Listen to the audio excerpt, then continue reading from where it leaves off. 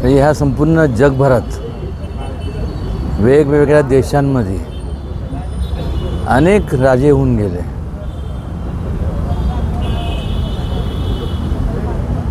त्यांच्यात आणि छत्रपती शिवाजी महाराजांमध्ये जो फरक आहे तो हा आहे की इतर सर्व राजांनी त्यांचं साम्राज्य वाढवण्यासाठी लढाया केल्या. छत्रपती शिवाजी महाराजांनी लोकांवरती होणारे अत्याचार, लोकांनी होणारा अन्याय हा दूर करण्याकरता शेवटपर्यंत ते कार्यरत राहिले.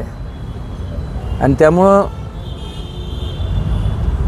कुठल्याही जगात कुठल्याही देशामध्ये जे जे योद्धे होऊन गेले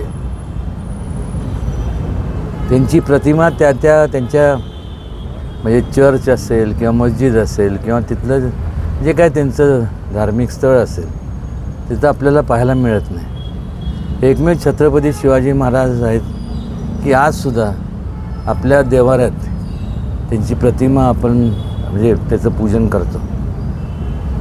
आणि सर्वधर्म समभावची जी कल्पना आहे ती त्यांनी कधी जातीत भेदभाव केला नाही.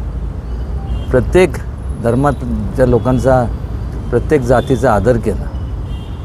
आणि किंबहुना जर आपण जर पाहिलं तर त्यामुळं संपूर्ण त्या काळात जे सगळे एकत्र आले म्हणजे गुलामगिरी म्हणण्यापेक्षा जो होणारा अन्याय त्याच्या विरोधात जी छत्रपती शिवाजी महाराजांनी हाक दिली त्यामुळंच सर्वजण एकवटले आणि स्वराज्याची वतनदारीसाठी त्यांच्या सासऱ्याने त्यांचा वध केलेला आहे. काय सांगाल? नाही तर त्यांनी हे बघा आज कशाकरता जमलं आहे, कोण काय म्हणतं त्याच्याशी मला काय घेणं देणं नाही. प्रत्येकाचे विचार असतात, काय त्यांच्या बुद्धीप्रमाणे ते बोलत असतात. मला काय त्याच्याबद्दल मला काय त्याचं काय स्पष्टीकरण द्यायचं नाही. लोकांना माहीत आहे उगीच द्वेषापोटी एखादं ते वक्तव्य करणं. वेतनदारी संभाजी महाराजांनी जर वेतनदारीसाठी केलं असतं तर आज संभाजी महाराजांचा इतिहास जर पाहिला तर मला सांगा ना कुठली वेतनदारी. हा संपूर्ण त्यांचा एवढा छळ करण्यात आला. हे माणसांनीसुद्धा कोणी असू दे, XYZ कोणी पण असू दे, बोलताना थोडंसं भान ठेवलं पाहिजे आपण काय बोलतो आहे.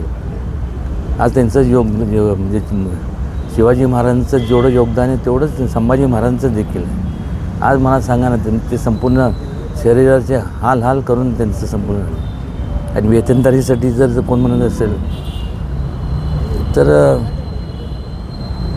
काय दुर्दैवी बाब आहे.